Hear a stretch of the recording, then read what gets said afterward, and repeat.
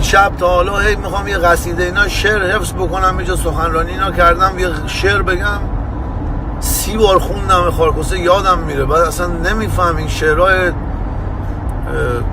امامان بزرگ مثل آقای سعدی، حافظ، نظامی، اینا خیلی سخته.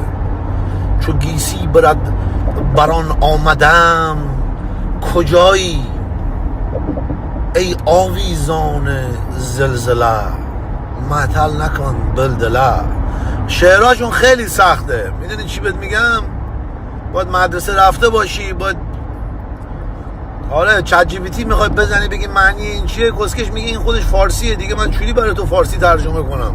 گفتم مدل ما بگو، کارتون خوابی.